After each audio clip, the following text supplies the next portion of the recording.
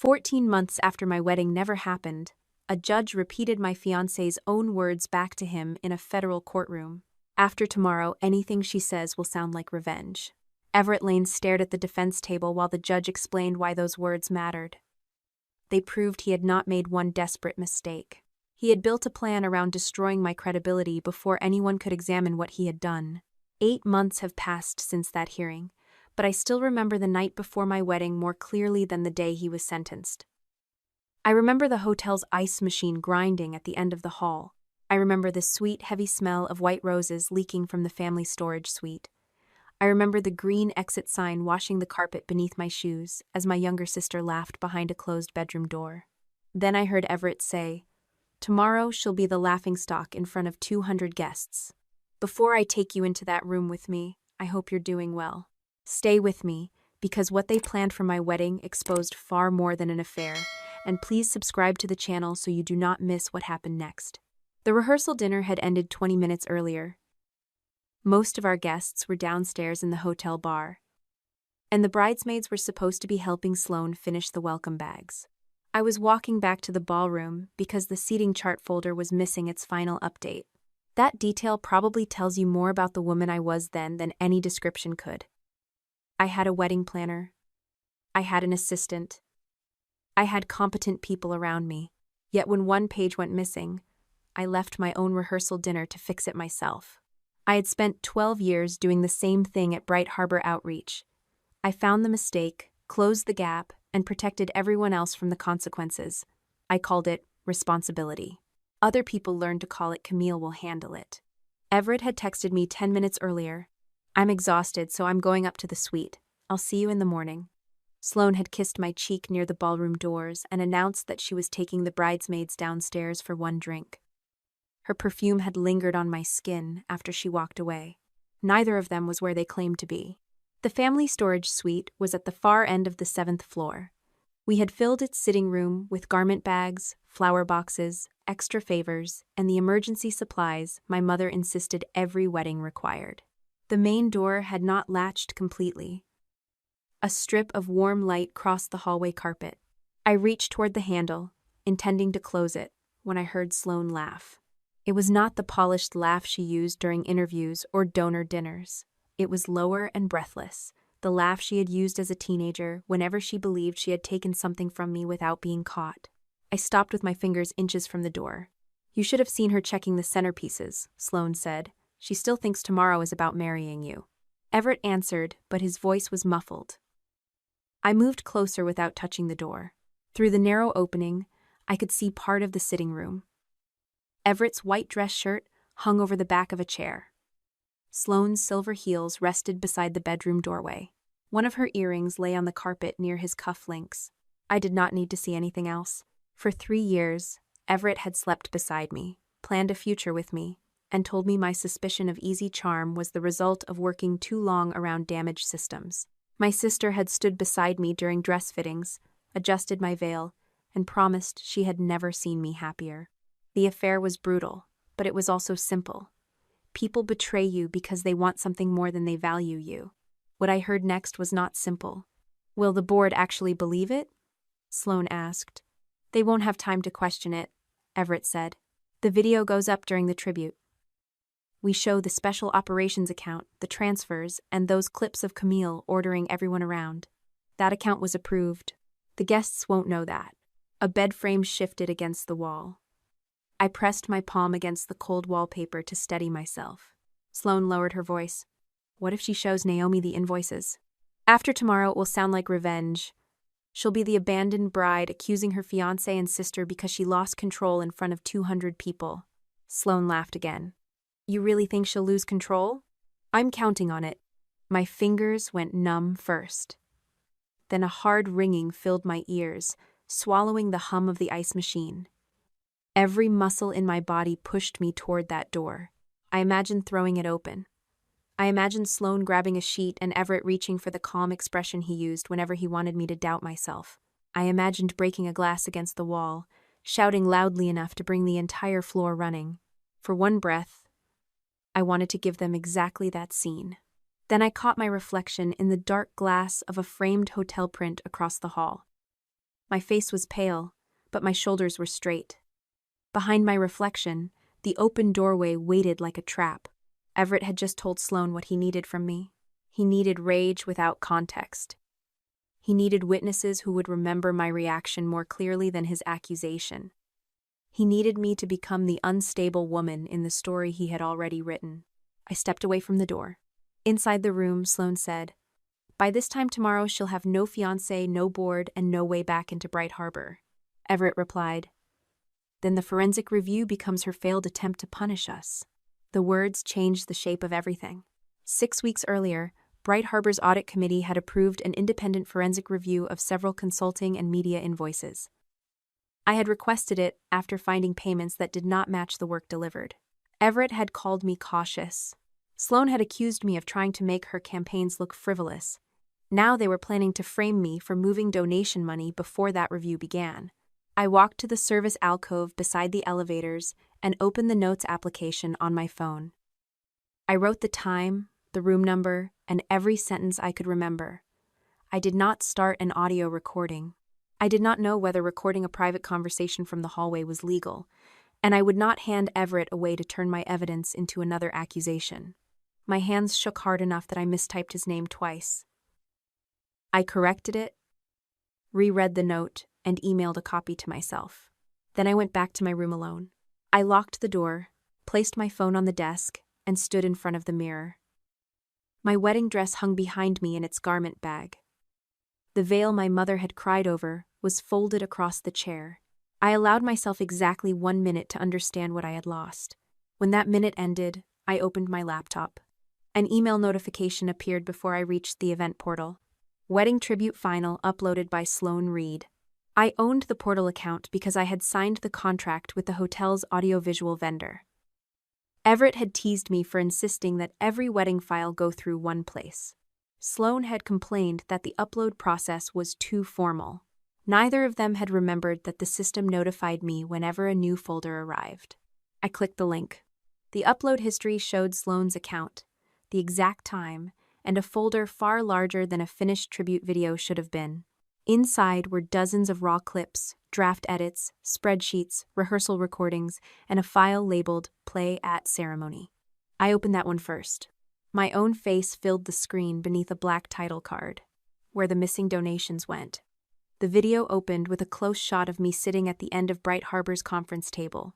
Someone had removed the voices around me, leaving only my expression as I reviewed a report. Without context, I looked cold and impatient. The next clip showed me telling a program director, "No, move it back immediately." The original conversation had been about donor money placed in the wrong account. In Sloane's edit, it sounded as though I were ordering someone to hide a transfer. A soft piano track played beneath her recorded narration. My sister always said she protected Bright Harbor, but over time, protection became control. A spreadsheet appeared on the screen. Several rows were enlarged and highlighted beneath the words, "Special Operations Account." The edit suggested I had moved donation money into a private fund only I could access. The account was real, but the accusation was not. Our audit committee had approved it to separate restricted housing funds from general operating expenses. 3 people could authorize payments.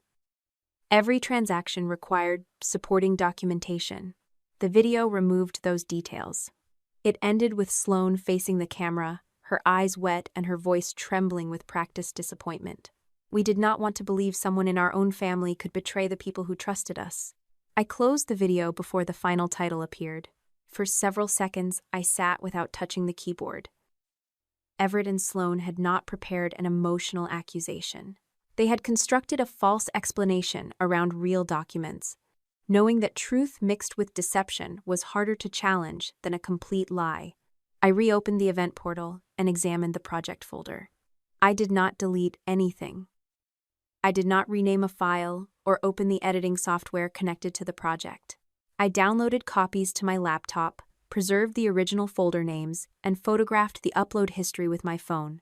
The system showed Sloane's account, the time of the upload, and every item included in the transfer. She had meant to upload one finished video. Instead, she had uploaded the entire working folder.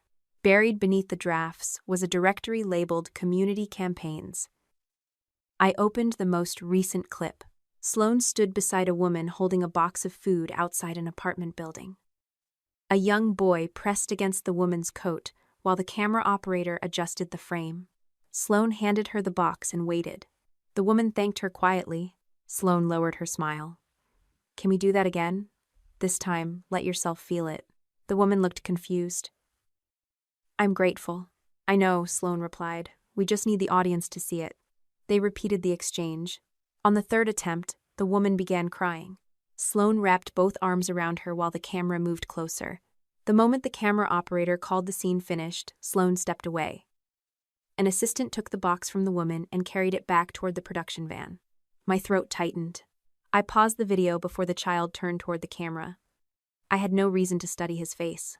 Whatever Everett and Sloane had done, I would not turn that family's humiliation into evidence for my own satisfaction.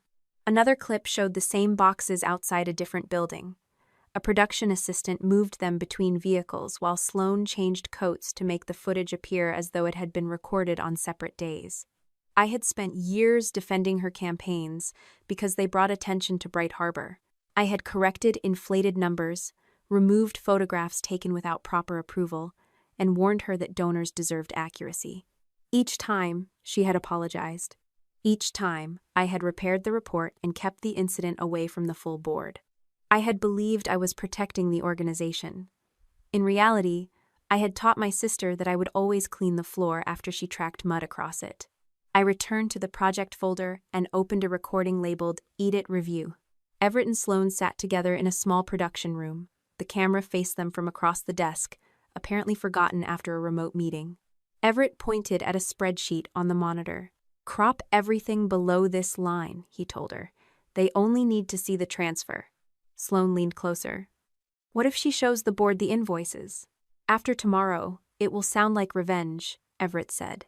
"No one trusts the woman screaming after her fiancé leaves her at the altar." Sloane smiled at the screen. "I don't want her quietly resigning. I want them to see her lose everything in the room she paid for." That sentence removed the last excuse I might have made for her. Sloane was not a lonely woman manipulated by a dishonest man. Everett had given her a method, but the cruelty belonged to her. I called Elaine Porter, the attorney who had reviewed my employment agreement and the wedding contracts. She answered on the fourth ring. "Camille, do you know what time it is?" Elaine asked. "I need you to listen without interrupting." I told her where the files came from, what I had seen, and what Everett planned to show the following afternoon. Elaine's voice sharpened. "Do not access either of their personal devices. Preserve only what was uploaded to your account. Send me the portal confirmation and the original folder." My next call was to Naomi Brooks, chair of Bright Harbor's audit committee. Naomi listened, then asked, "Have you opened any bank records tonight?" "No." "Have you contacted a vendor?" "No." "Keep it that way," Naomi said. "You are now personally involved. You cannot conduct the financial review yourself."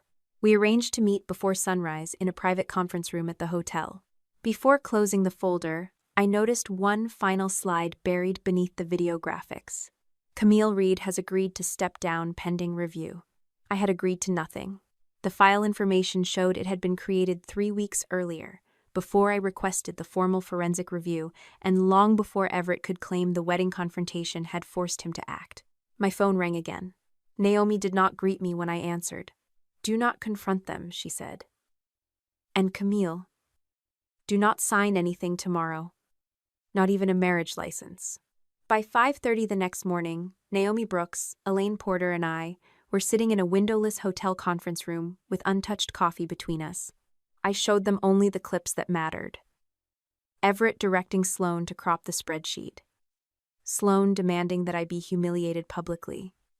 The slide, claiming I had agreed to resign. We skipped every unnecessary image of the families Bright Harbor served. Naomi closed the laptop. "The forensic review continues through the outside firm. You cannot direct it now." "I understand. You will also recuse yourself from every board decision connected to these allegations. That decision would leave my career in other people's hands. But investigating my own fiancé and sister would give them another reason to question the result." "Put it in writing," I said, effective immediately.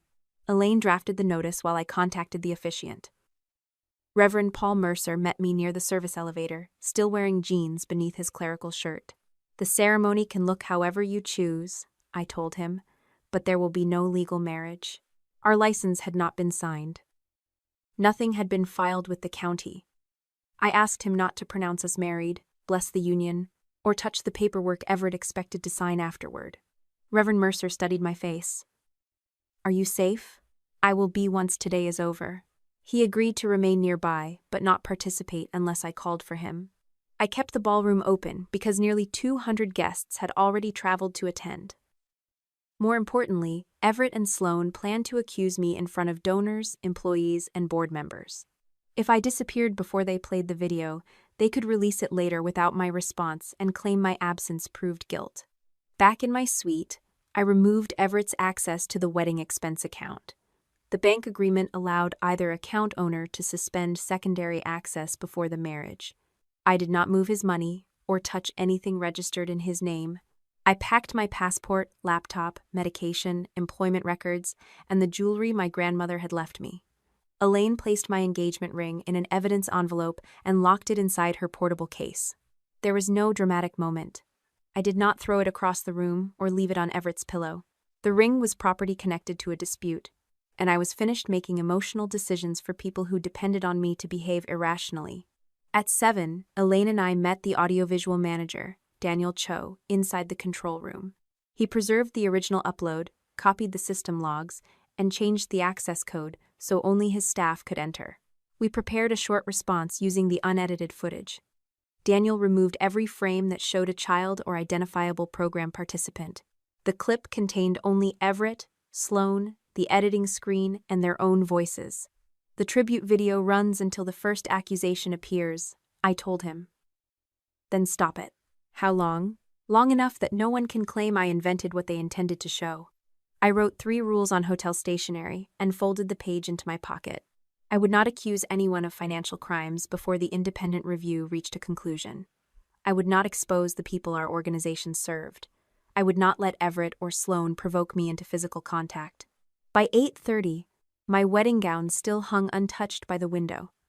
I changed into an ivory pantsuit with a narrow silk blouse and low heels. I had chosen the outfit for the farewell brunch, but it felt more honest than walking into that ballroom dressed as Everett's bride. My mother entered without knocking. Vivian stopped when she saw the gown in its garment bag. Her eyes moved to the suit, then to Elaine, standing beside the desk. "What are you doing?" she asked. "Making sure nothing legal happens today." Her face tightened, but she did not ask why. That told me more than surprise ever could. "You cannot make a scene in front of the donors," she said. "Bright Harbor will not survive another public scandal." "I haven't mentioned a scandal." "Camille, please.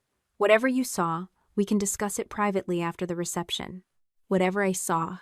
I looked at the woman who had taught me that family problems should be handled behind closed doors, especially when the wrong daughter caused them. "How long have you known?" I asked. Vivian glanced at Elaine. "This is a family conversation. It stopped being private when someone prepared a video for 200 people." Her composure cracked. "Sloan made mistakes, but she cannot lose the organization. She has built her entire life around it. And I haven't? You have skills. You have a career. You can survive losing him." Her voice dropped. "Your sister cannot survive losing everything." She knew I was about to lose Everett. She knew before I told her about the affair. Music began drifting through the wall as the ballroom doors opened downstairs. Vivian reached for my wrist. "If you walk in there, you will destroy this family." I removed her hand and opened the door. "No, Mom. I am walking in because you already did." When I entered the ballroom alone, nearly 200 people turned toward me. The string quartet faltered for half a measure. Guests who expected a bride in a white gown saw me in an ivory pantsuit, carrying no bouquet and walking without my mother. Everett stood beneath the floral arch in his tuxedo, wearing the expression of a man who had just discovered something terrible. Sloan hurried toward me first. "Camille, are you all right?" she asked loudly enough for the nearest tables to hear. "I'm exactly where I need to be." Her eyes moved past me, searching for Vivian. My mother had entered through another door and taken her seat near the front. She would not look at me. At the time, Everett mistook my calm for shock. He thought I had discovered the affair and lost the ability to act. He did not understand that I had already cancelled the only part of the day that could legally bind me to him. Before the quartet could begin again, Everett took the microphone from its stand. "There is something everyone needs to see before we continue," he said. "I wish this could have remained private, but too many people have trusted Camille." Several board members exchanged glances. Naomi sat near the center aisle with her hands folded on the table. Daniel Cho was inside the audiovisual booth, waiting for my signal. Everett looked directly at me.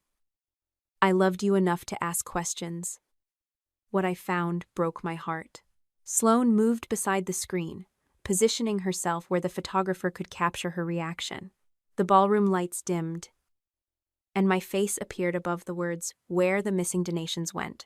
The edited clips made me look secretive and controlling. A cropped spreadsheet showed transfers into the Special Operations account. Sloane's narration claimed I had created a private fund and blocked anyone who questioned me. A donor at the front table lowered her program. One employee stared at the screen, then at me. Everett watched the room instead of the video, measuring whether the lie had begun to work. The presentation reached the enlarged transfer that omitted the audit committee's approval. I raised 2 fingers, and Daniel stopped the video. The ballroom remained dark as I walked toward Everett. He held the microphone against his chest, but released it when the security supervisor stepped closer. I faced the guests. "You promised these guests a show. I hope they enjoyed it." Everett's mouth tightened. Sloane's rehearsed sadness disappeared. "I will not ask anyone here to accept my version of events," I continued. "You should hear the people who made this video explain it themselves." I nodded toward the booth. The screen changed to the raw editing room footage. Everett appeared beside Sloane, pointing at the same spreadsheet. "Crop everything below this line," he said on the recording. "They only need to see the transfer." A murmur moved through the tables. The next clip showed Sloane directing a charity shoot. The woman receiving assistance and her child were blurred, but Sloane's instructions were clear. She demanded repeated tears, repeated gratitude, and a better camera angle. When filming ended, an assistant carried the food box away. A longtime donor removed her name badge and placed it face down on the table. The final clip showed Everett leaning toward Sloane.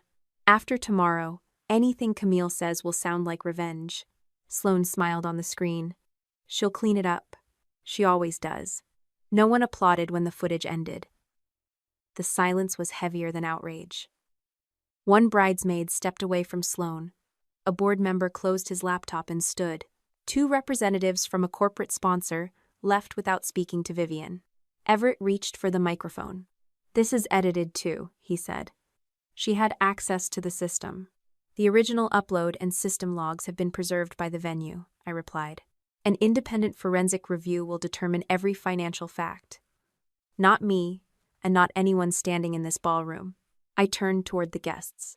"There will be no marriage today. No marriage license has been signed, and none will be filed." Everett moved toward the audiovisual booth. Security blocked the aisle before he reached the first table. Naomi stood from her seat. "Under Bright Harbor policy, the Audit Committee has placed an emergency hold on relevant system access and payments pending a formal board vote. No conclusion has been reached, but the records will be protected."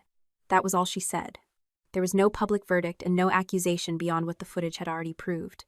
As guests began leaving, Marcus Hale, Bright Harbor's finance director, approached with a folded printout. His face looked gray. "I brought this because 3 approvals carrying my name never appeared in my account," he whispered. "Those vendors are not the only problem." He opened the page between us. Near the bottom was a payment to Everett's consulting company. Beside another transfer, someone had typed 2 initials. The initials were SR. The emergency board meeting began Monday morning without flowers, cameras, or anyone pretending we were still a family.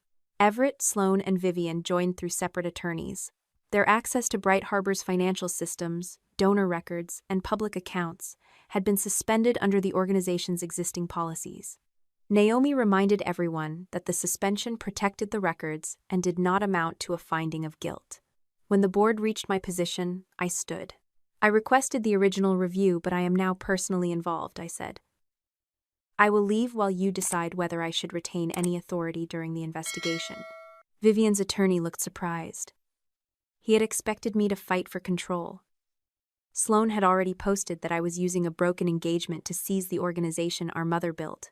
I walked into the hallway and waited beside a row of framed photographs from Bright Harbor's first 10 years. In most of them, Sloan stood beside Vivian while I appeared somewhere near the edge, holding a folder or speaking to an employee. 20 minutes later, Naomi called me back. The board had placed me on paid administrative leave from decisions connected to the audit. I could answer questions and provide records, but I could not direct the review, contact suspected vendors, or recommend disciplinary action. I accepted the restrictions without argument. Naomi introduced Daniel Ross, the forensic accountant appointed by the audit committee. He was a quiet man in his late 40s who carried one laptop and no visible interest in our family history. He began with the account Everett had used in the wedding video. "Who created the special operations account?" he asked. I proposed it. The board approved it 8 months later. "Who could authorize payments?" Naomi, the finance director, and me. 2 approvals were required. I gave him the resolution, monthly statements, and the internal policy governing restricted funds. The account held donations designated for emergency housing. We had separated that money so it could not be used for payroll, marketing, or general expenses. Daniel reviewed the signatures before looking up. The wedding video made this appear privately controlled. That was the intention. "It was not privately controlled," he said. "But your name appears on almost every correction connected to Sloan's department." That was harder to answer. I told the board about attendance reports I had corrected without documenting formal violations. I admitted that I had ordered campaign photographs removed when consent forms were missing, then allowed the matter to end there. I described an inflated production invoice I had negotiated down rather than sending to the audit committee. None of those actions put money in my pocket. They still mattered. "I thought reporting every incident would damage donor confidence," I said. "I believed fixing the problem protected the programs." Naomi folded her hands. "It also protected Sloan from consequences." She was right. I had not stolen from Bright Harbor, but I had helped create the conditions that allowed someone else to believe rules were temporary obstacles I would quietly remove. Daniel spent the next 3 days comparing contracts, invoices, incorporation records, and payment approvals already held by Bright Harbor. He did not have private bank records or secret government access. He worked from documents the organization legally possessed and public corporate filings anyone could purchase. By Thursday, he had identified 3 vendors with different names but nearly identical paperwork. Their invoices used the same unusual spacing. 2 listed the same mailing address. All 3 used one contact number. The newest company had been formed 17 days before receiving its first Bright Harbor contract. The payments had started small, then increased after Everett's consulting company lost a major client. One invoice charged Bright Harbor for strategic media placement. Daniel could not find a purchased advertisement, media schedule, or performance report. The public registration named a former employee of Everett as the vendor's representative. The connection was not yet proof that money had returned to Everett. It was enough to demand deeper examination. Then Daniel opened the expense file marked SR. It described a community ambassador retreat designed to improve donor engagement.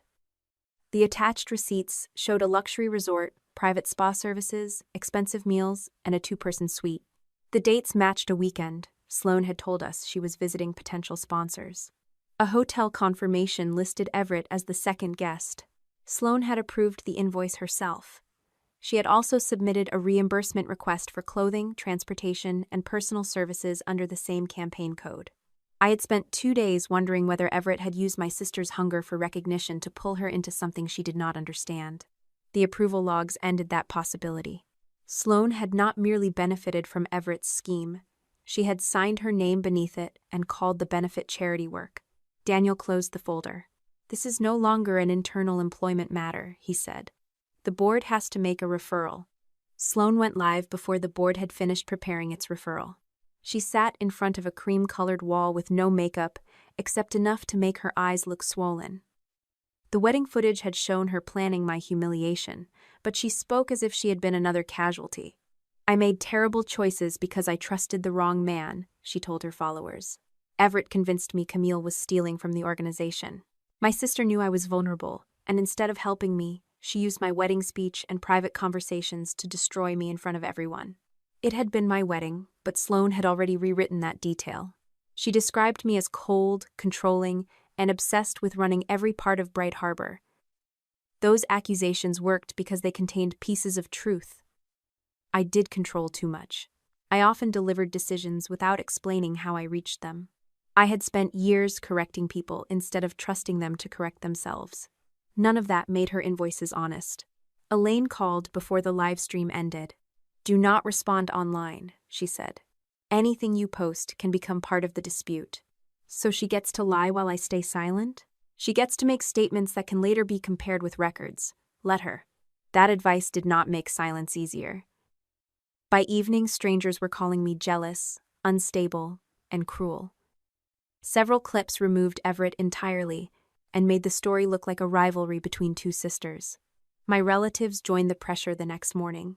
An aunt I had not spoken to in 8 months called to remind me that Vivian had devoted her life to charity. A cousin said, I should settle privately before my mother's health suffered. No one asked whether I was sleeping or whether the man I had planned to marry had used my wedding to frame me. Vivienne sent one message. Donors are leaving because of what you did. Your sister cannot afford her attorney. Think about the family before more damage is done. I checked the information with Naomi rather than accepting my mother's version. 3 donors had temporarily paused new commitments. 2 had requested copies of the audit findings when completed. 1 corporate partner had offered to fund emergency services directly during the review. Bright Harbor was under pressure, but it was not collapsing because I had exposed the video. I replied to Vivian with one sentence. I will not pay anyone's legal expenses. For years, refusing her would have made me feel selfish. This time, it felt like returning a responsibility to its owner. The staff meeting later that week was worse than the online attacks because the people in that room had trusted me. Naomi led the meeting while I sat at the end of the table as a witness, not an executive. Employees asked about program funding, job security, and whether donor information had been compromised. Then, a communications coordinator named Marisol looked directly at me. You knew Sloane used photographs without complete consent forms last year, she said. Why did you only make her remove the posts? The room went still. I could have explained that the families were protected once the images were deleted. I could have said we were weeks away from a major campaign and feared losing funds. Both statements were true, and neither answered her question, because I believed avoiding a public scandal protected the organization. I said, I corrected the immediate problem and chose not to document the violation formally. That was the wrong decision. Marisol did not soften. You protected Sloane. Yes. Admitting that did not make me responsible for her fraud, but it made my own failure impossible to hide behind competence. 2 days later, Bright Harbor's outside counsel received a call from Lena Ortiz, a freelance production coordinator who had worked on several of Sloane's campaigns. Lena did not contact me. She sent her information through the attorney because she wanted a documented process. Her production logs showed repeated takes of families receiving the same boxes. Equipment records confirmed that identical supplies had been moved between locations. One entry noted that Sloane ordered the crew to delete footage after a participant asked whether the food was actually theirs to keep. The logs did not prove where the donation money went. They proved the deception in the videos had been deliberate and repeated. I remembered reviewing those campaigns and thinking they looked too polished. I had dismissed the discomfort because Sloane handled media and I handled operations. Departmental boundaries had become another excuse not to ask difficult questions. The most painful evidence arrived from our own email archive. 6 months before the wedding, a board member had warned Vivian about rising production costs and missing documentation. Vivian replied that the matter should not be brought before the full board yet. Camille will correct it, she wrote. There is no reason to damage Sloane's reputation over paperwork. A second email had been sent 3 days before the wedding. We must protect Sloane from a scandal she will not survive. Camille has the experience and strength to recover. My mother had turned every quality she praised in me into permission to sacrifice me. Naomi then issued a preservation notice to everyone involved. The instruction was simple. Do not delete, alter, or destroy emails, documents, messages, or files related to the review. The next morning, the system recorded a large deletion from Vivian's account. Someone had removed old emails and edited the minutes of a committee meeting. The automatic backup preserved the originals, so nothing was truly lost. The attempt itself remained visible. Vivian's longtime assistant, Claire, called the board's attorney before noon. She said Vivian had asked her to clean up old drafts and replace one version of the meeting minutes with another. I was in Naomi's office when the attorney finished speaking with Claire. He removed his glasses and placed them on the table. "Camille," he said, "your mother may have just turned herself from a witness into a defendant." 3 months passed before the financial records began answering questions the wedding footage could not. Bright Harbor continued under an interim executive director appointed by the board. My name remained on the staff directory, but my authority stayed limited while the investigation moved forward. Sloane's office was cleared, and her gold nameplate disappeared from the hallway. I kept my engagement ring sealed in Elaine's evidence envelope because neither of us wanted Everett claiming I had damaged or sold it. During those months, I attended counseling, met with worried donors, and watched several employees leave rather than wait for the organization to regain its footing. Every departure reminded me that exposing wrongdoing did not erase the damage caused before the truth surfaced. The investigators interviewed me twice. The first session focused on the timeline from my discovery of the suspicious invoices to the night before the wedding. I provided emails, board resolutions, calendar entries, and the original portal notification showing Sloane's upload. The second session was harder because it focused on my own decisions. An investigator named Rachel Kim placed several corrected campaign reports between us. "You changed these numbers after Sloane's department submitted them," she said. "Yes. But you did not file a formal incident report." "No." "Why?" "I believed correcting the figures quickly would protect donor confidence." Rachel did not accuse me of participating in the fraud. She also did not allow me to hide behind good intentions. "We are not asking you to appear flawless," she said. "We need to understand how inaccurate information remained inside the organization without reaching the board." I told her the truth. I had grown accustomed to fixing Sloane's mistakes privately because public confrontation always became a family crisis. Vivian would say Sloane was overwhelmed. Sloane would accuse me of resenting her visibility. I would correct the report and return to work because that seemed easier than fighting the same battle again. My choices had not created Everett's companies or approved Sloane's personal expenses. They had made Bright Harbor easier to exploit. The bank records arrived later through the legal process. I did not see the private documents as soon as they were collected. Daniel Ross explained the findings after the relevant information became available to Bright Harbor's attorneys and after I was authorized to review the portions connected to my work. The path was simple once the accounts were placed side by side. Bright Harbor paid 3 vendors for media strategy, donor outreach, and campaign production. Those vendors transferred money into Everett's consulting company. His company then paid overdue office rent, business debts, legal bills, and personal credit cards. Other payments covered Sloane's resort stay, stylist, luxury transportation, and clothing she had described as campaign expenses. Everett had called the transfers consulting fees. The invoices described work no one could prove had been completed. The strongest document came from his own company files. Daniel opened a spreadsheet and turned the laptop toward me. 4 columns appeared across the screen. Actual cost, invoice amount, S share, company repayment. The letters beside Sloane's name appeared again and again. On one campaign, the actual production expense was less than half the amount billed to Bright Harbor. Everett's company received the difference, then transferred Sloane's share through a personal services payment. He had recorded the scheme as though he were tracking ordinary business commissions. Could he argue this was an accounting mistake? I asked. Not when the same structure appears across multiple contracts, Daniel said. And not with these messages. Sloane's texts removed any remaining claim that she had been a passive participant. She complained that Everett's first proposed share was too small because her face attracted the donations. She told him to raise the production invoice rather than reduce her payment. In another message, she wrote that Bright Harbor would never have received the money without her audience, so taking a percentage was not stealing. Everett warned that I had begun asking questions. Sloane replied, "Keep Camille busy with the wedding. Once she is married to you, she will protect the family before she protects herself. I read the sentence twice. Sloane had not fallen into Everett's scheme after beginning an affair. She had used my engagement as part of their timetable. While I reviewed menus, guest lists, and hotel contracts, she helped approve agreements designed to drain the organization. She understood one thing about me accurately. Before that weekend, I had protected the family even when doing so required me to ignore my own judgment. She failed because she believed I would continue after learning the full cost.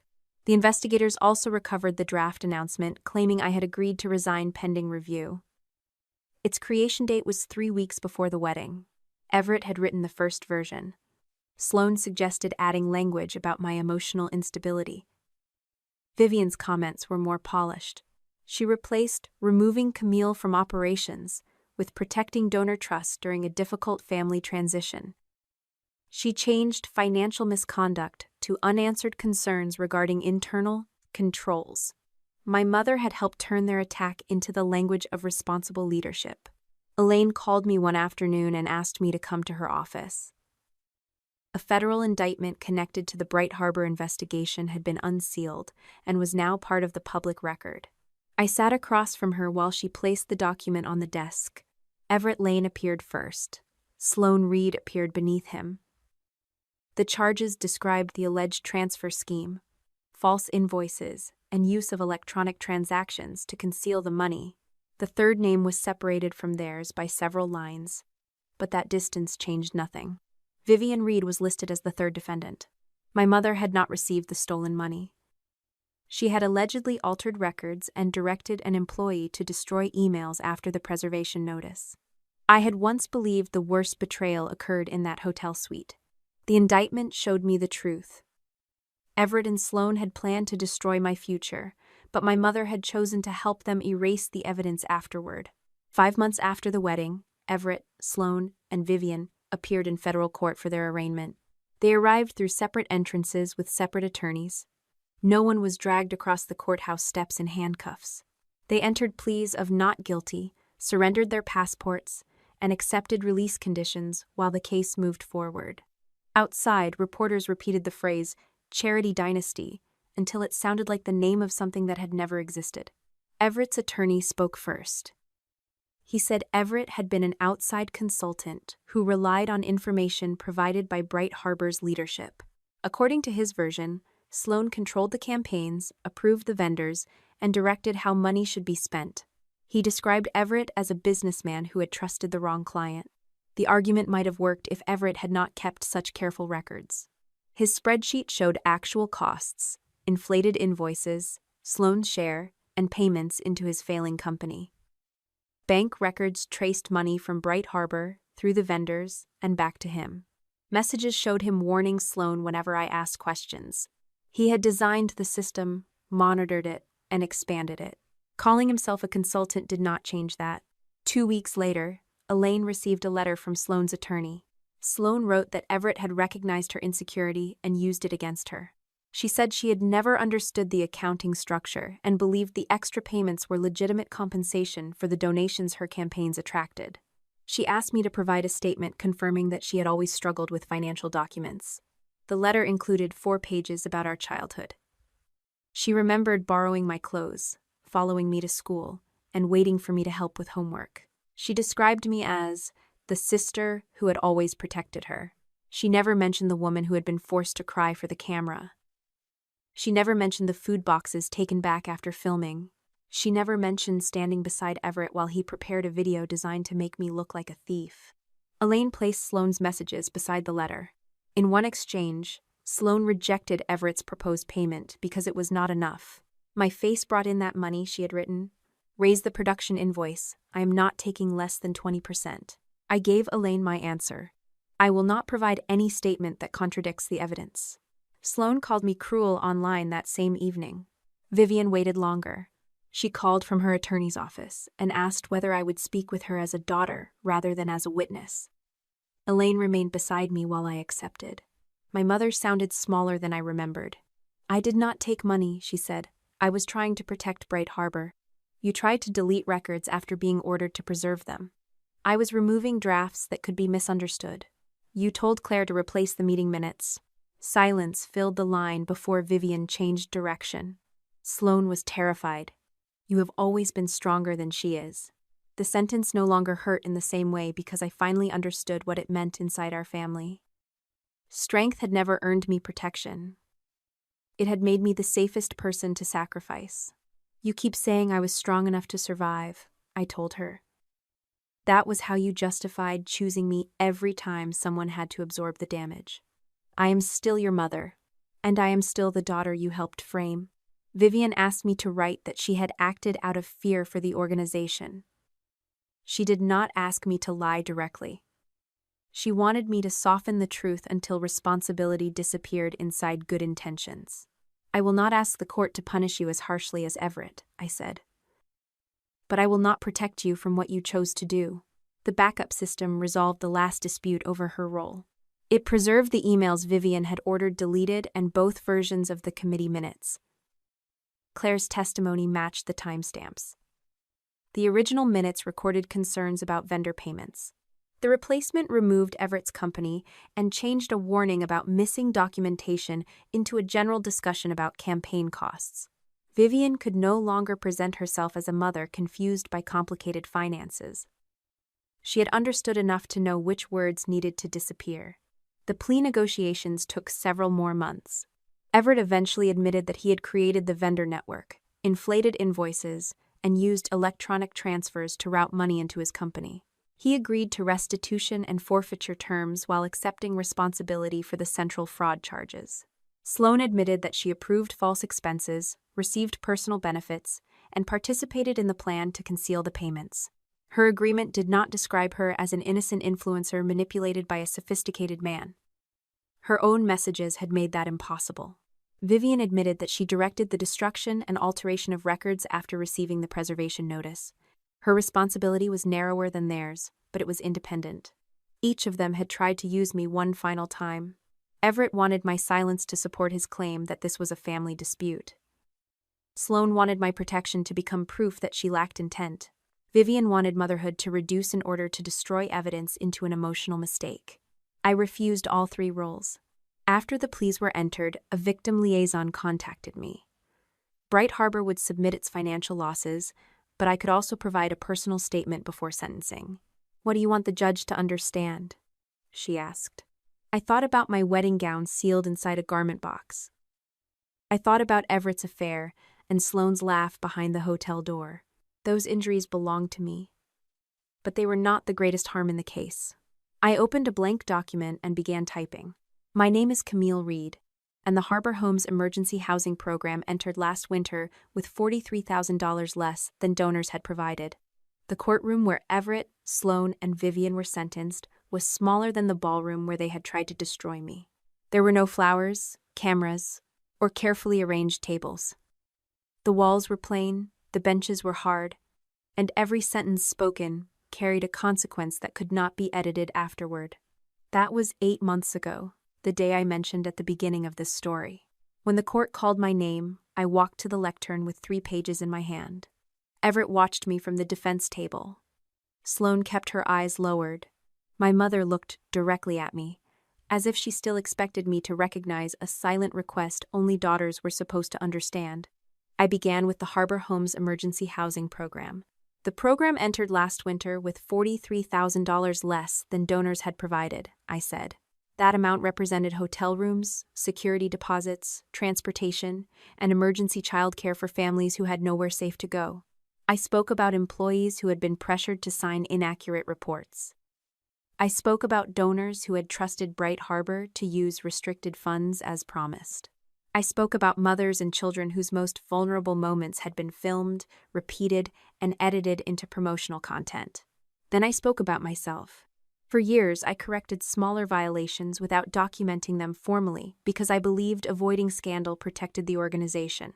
My silence did not create the vendor network or authorize the false invoices, but it helped create a culture where certain people expected consequences to disappear. I did not ask the judge for the maximum possible punishment. I asked for restitution, meaningful accountability, and restrictions preventing any of them from managing charitable funds again. When I finished, I returned to the bench behind the prosecutors. I did not look at my family until the judge began with Everett. The judge described him as the architect of the scheme. He had created the vendor network, monitored the transfers, and used Bright Harbor's money to support a company already collapsing under its own debts. Everett's attorney argued that he had accepted responsibility and lost his business, reputation, and future marriage. The judge answered that a failed business was not a license to steal from emergency housing funds. He also noted that Everett had not merely betrayed an organization. He had used his relationship with me to anticipate questions, delay scrutiny, and prepare a public attack against the person most likely to discover what he had done. Then the judge repeated Everett's words from the editing room recording. "After tomorrow, anything she says will sound like revenge." Everett's shoulders lowered as the sentence was announced. He received 6 years and 8 months in federal custody, followed by supervised release. He was ordered to participate in restitution with the other defendants, and assets connected to the scheme were subject to forfeiture. His company had already closed. His clients had already left. The sentence established that his downfall was not an unfortunate business failure. It was the consequence of deliberate fraud. Sloan was called next. Her attorney described her as emotionally dependent on Everett and inexperienced with financial matters. He argued that Everett had recognized her need for approval and manipulated it. The judge acknowledged Everett's influence, then opened a folder containing Sloan's messages. "My face brought in that money," the judge read. "Raise the production invoice. I am not taking less than 20%. Sloan began crying before he reached the messages about the wedding. The judge said manipulation did not explain why she negotiated her share, approved personal expenses, or demanded that I be humiliated rather than privately removed. Her conduct showed both financial intent and personal cruelty. Sloan received 2 years and 4 months in custody, followed by supervised release. She shared responsibility for restitution and was prohibited for an extended period from serving in a fiduciary, fundraising, or financial management role for a charitable organization. She had spent months presenting herself online as a woman deceived by a dangerous man. The public record now included her own admission that she had helped him. Vivian was sentenced last. Her attorney emphasized that she had not received the stolen money. He spoke about her age, her decades of community work, and the organization she had helped establish. The judge agreed that her role differed from Everett's and Sloan's. Then he described what she had done after receiving the preservation notice. She had ordered emails removed. She had directed an employee to replace meeting minutes. She had used her authority as a founder to hide warnings that could damage Sloan. The judge looked toward my mother. Believing one daughter is stronger than another does not give a parent the right to offer that daughter as the family's sacrifice. Vivian closed her eyes. She received 6 months in custody, followed by 6 months of home confinement and supervised release. She was also prohibited from holding a governance role in a charitable organization. When the judge asked whether she understood, Vivian answered yes. Then she turned toward me. Her expression held the same expectation I had seen throughout my childhood. She wanted me to stand, object, explain that she had acted from fear, and make the punishment smaller. I remained seated. Outside the courtroom, Sloan was permitted a brief moment with her attorney before being escorted away. She stopped near me, her face wet and colorless. "Everett destroyed my life," she whispered. I did not raise my voice. "You helped him build the weapon." She stared at me as though I had denied her something she was still entitled to receive. Then she turned away. Everett looked in my direction once. I gave him no final words. He had already received years of my trust, my home, and my future plans. I would not give him a memorable goodbye he could carry as proof that he still occupied space inside me. Naomi waited for me near the courthouse entrance. The afternoon air felt sharper than it had when I entered. Reporters stood behind the barriers. But Naomi guided me toward a quieter side hallway and handed me a thick envelope. "The board voted last night," she said. Inside was a formal resolution. Bright Harbor Outreach would no longer operate under the Reed family's symbolic control. The organization would receive a new name, an independent governance structure, and permanent representation from the communities it served. For the first time, our family name would not appear above the entrance. I looked at Naomi. She tapped the final page of the resolution. Will you stay long enough to help us rebuild it without your family? 6 weeks after the sentencing, I stood beneath the empty space where my mother's portrait had hung for almost 20 years. The board had removed every photograph that presented Bright Harbor as the achievement of one family. In their place, the renovation team had installed a temporary white wall while employees and community representatives decided what belonged there next. Naomi's question outside the courthouse had been simple. Would I stay long enough to help rebuild the organization without my family? I agreed to remain for 1 year. I did not become chief executive officer. I did not ask the board to restore every authority I had held before the investigation. An independent search committee hired Helena Foster, a nonprofit executive who had no connection to the Reed family, our donors, or the scandal. I returned as chief operating officer under a written division of responsibilities. I could manage programs, staffing, and service delivery, but I could not approve major contracts alone. Helena could not override financial controls without review. Neither of us controlled communications, accounting, and vendor selection at the same time. Before the wedding, I would have considered those limits inefficient. Afterward, I understood that a system designed around one dependable person was still a dangerous system. It only appeared safe while that person remained honest, healthy, and capable of carrying everything. The organization also received a new name. The board chose Harbor Community Network after collecting suggestions from employees, donors, volunteers, and families who had used our programs. My surname disappeared from the website, the entrance, and the annual report. Vivian later wrote that removing the Reed name erased decades of her work. She was wrong. Her work remained in every housing placement, every meal delivered, and every family helped. What disappeared was the belief that public service belonged to the people whose names were printed above the door. The new board included a former program participant, a housing advocate, an accountant, 2 employees, and community members, with no social connection to our founders. Finance and communications reported through separate chains. Vendor contracts above a fixed amount required competitive bids and independent approval.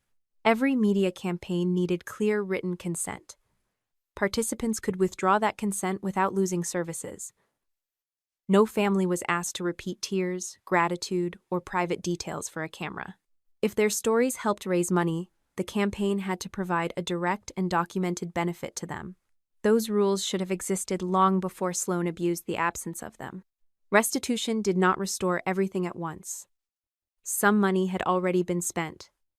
Other assets took time to sell or recover. Insurance covered only part of the losses, and several donors waited for audited reports before returning. Harbor Homes reopened 12 emergency placements during the first quarter. We restored transportation assistance next, then weekend childcare. The organization remained smaller than it had been before the scandal, but the numbers in our reports finally matched the help delivered. Marisol, the communications coordinator who had challenged me in front of the staff, agreed to stay. I'm not staying because I trust the name, she told me. I'm staying because the system no longer asks us to trust a family. I thanked her rather than defending myself. During my first full staff meeting after returning, I apologized for the part I had played in protecting the wrong kind of stability. I corrected violations without recording them because I wanted to avoid disruption, I said. That kept programs moving in the moment, but it also kept patterns hidden. From now on, we document the problem even when the person responsible is talented, popular, or related to someone powerful. The apology did not repair every relationship. Some employees accepted it, others remained cautious. A few had already left and did not return. That was part of accountability, too. I could change my behavior without demanding that everyone immediately trust me again. I continued therapy and began leadership coaching. I learned to delegate decisions without secretly preparing to redo them. I stopped treating every mistake as something I had to absorb before anyone else noticed. When an employee brought me bad news, I thanked them for reporting it instead of asking why they had not fixed it first. The change felt uncomfortable because control had always looked like competence from the inside. Everett wrote to me from prison 4 months after he was sentenced. He said some part of him had genuinely loved me. He claimed fear had changed him into someone he no longer recognized. I gave the letter to Elaine and did not answer. Whatever Everett had felt, he had measured my habits, used my trust, and built a plan around my expected silence. Love that required my destruction was not a love I needed to interpret. Sloane's letter arrived 2 weeks later. She wrote that she had lost her career, her followers, her home, and the future she believed she deserved. She asked whether I was satisfied. I was not satisfied by her suffering. I was relieved that she could no longer use vulnerable people as scenery or charitable money as personal compensation. Those were not the same emotion. I kept her letter with the legal records and sent no response. Vivian requested a visit after completing the custody portion of her sentence and beginning home confinement. I told her I would consider meeting after my therapist, and hers agreed it could be productive. The meeting would include a professional, and we would not discuss money, the organization, Everett's sentence, or ways I could help Sloane. My mother called those conditions cold. I called them specific. I had spent too many years believing that a boundary was cruel unless the other person approved of it. Now I understood that boundaries existed precisely because approval could not be trusted.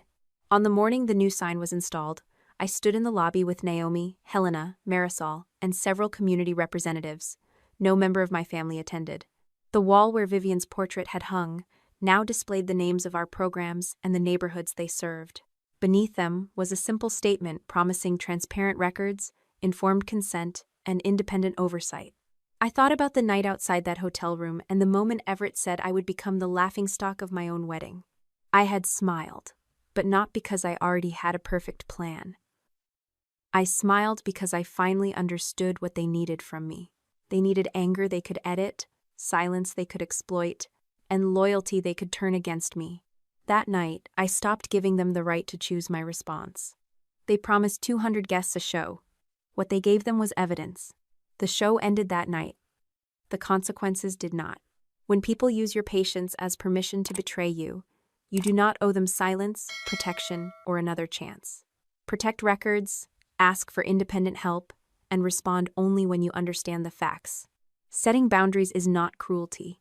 It is how you stop others from making you responsible for their choices. You can admit your own mistakes without carrying crimes that are not yours. Real strength means choosing truth, even when family pressure demands loyalty to a lie.